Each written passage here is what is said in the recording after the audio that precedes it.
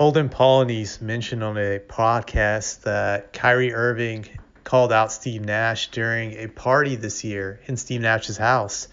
And this is what's caused the feud between these two men. I'm going to read the quote what Polynice says.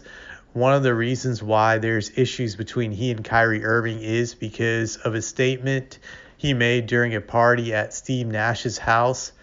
Okay, in front of everybody, Kyrie said, you need to give those MVP trophies back to Kobe. You didn't deserve them. I actually believe that was an asinine statement by Kyrie to say that.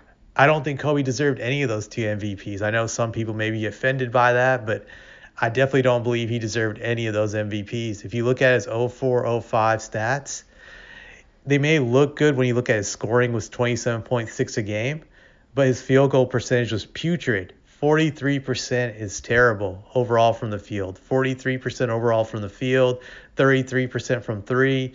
Just terrible field goal percentage. It just means that he was jacking up a ton of shots that year. On top of that, the Lakers didn't make the playoffs that season. So I don't think Kobe was definitely not deserving to win it that first year when Nash won the MVP trophy. So I thought that was very stupid for him to say that. I really do believe that was very ignorant and dumb. If you look at the second year Nash won the MVP, I still don't think Kobe was worth it. Granted, he did put up better numbers that year. I'll give him that. He averaged 35.4 points a game on 45% shooting, which I'll say is respectable. I think if you're a perimeter player, you shoot 45 or above overall from the field, you're helping your team more so than hurting your team. But ultimately, the Lakers didn't have a good year. Granted, they made the playoffs that year as a 7th seed, but that's still very low in my eyes. I don't think you can get the MVP if your team is a low seed. I don't think you deserve it. Granted, it happened once, unfortunately, with Westbrook getting it, and I didn't think he deserved it either at that time. For me, in my eyes, for you to get the MVP, you got to lead your team to a minimum of the 4th seed and put up great numbers. And Kobe fell flat of that year. On top of that, Nash led the Suns to the 3rd best record in the West. Granted, they were made the 2nd seed in the playoffs that year due to them winning their division. So they benefited from that. But still, he was able to do that and win over 50-some games in a competitive Western Conference. Back then, the West was stacked. You would have 6 or 7 teams winning 50 or more games a year. That's very hard to do. Also, to add to the argument is that Nash's Suns, they played Kobe's Lakers in the first round that year. Also keep in mind that Suns team didn't have Amari for the whole entire year. So what Nash did was spectacular. No one expected them to win as many games as they did, including myself back then. But Nash proved people that he was worthy of respect that year. He was well deserving of winning the MVP that year in my eyes.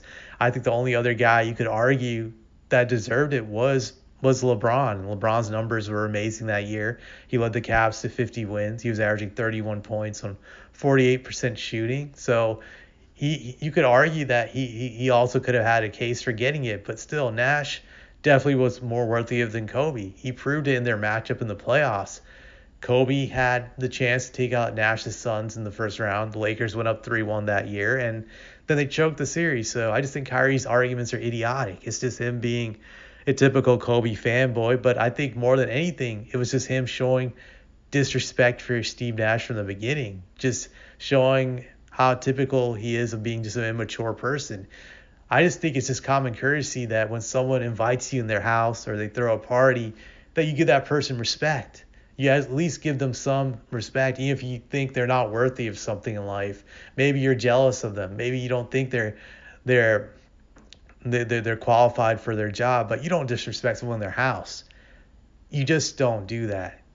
So that just shows to me, like always, he's a dumb, immature guy, but that's not surprising. The thing I think that's interesting is that I believe Kevin Durant picked Steve Nash, and Kevin and Kyrie are boys, so I'm sure Kevin went to Kyrie about it before they made Steve Nash the coach, and I'm sure Kyrie okayed it because I've noticed those two are butt buddies, that if one is not down with something, the other one always sides with them. So I'm likely to believe that Kyrie was originally okay with Steve Nash being the coach. So for him to say that was very stupid and idiotic. It just shows this guy is very mentally unstable. I like to call Kyrie the Kanye West of the NBA because he's very talented, just like Kanye, but very erratic, stupid, and moody. Just this definitely shows it. Now, when it comes to the upcoming season with the Nets, do I think they'll be able to coexist? Yeah, I do. I think they'll manage to coexist on the court. I can't see Kyrie doing something crazy extreme like hot dogging it on the court or not listening to Nash or just doing something stupidly outrageous. Granted, you never know with Kyrie, it's possible, but I think they'll coexist for sure. I think the biggest concern about the Nets heading into the upcoming season is if there'll be another COVID mandate in New York, they'll restrict Kyrie from playing. So you never know with that. But I think that they'll be able to function together. But it just shows again that Kyrie is irrational, moody, and just unpredictable, which makes him very toxic to work with. It's why you don't want to have him on your team long term, despite how talented he is. I definitely wouldn't want to be around that guy. You can't build a stable environment where a team can win and succeed. To be a championship caliber team, you need, in most cases, stability, an environment where the drama is not occurring. Granted, there's exceptions to that. For example, the early 2000 Lakers of Kobe and Shaq, but it's very rare you win when there's a lot of drama in the locker room and there's instability. So that's the way I look at it. I don't have anything else to say about this clown.